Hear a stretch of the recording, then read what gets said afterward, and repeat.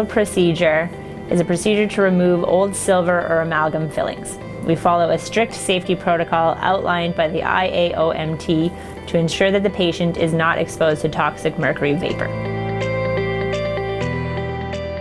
Recent studies have been published linking heavy metals, including mercury, to a variety of medical complications. In modern dentistry, there are now more biocompatible treatment options, including ceramic and composite restorations to replace amalgam fillings. Removing amalgam fillings, we follow a strict safety protocol outlined by the IAO MT. Special equipment is used to ensure that patients do not swallow or inhale any excess mercury. After the amalgam filling is removed from the tooth can be restored with a white resin or ceramic filling. Once that new restoration is in place, the patient is able to function like normal.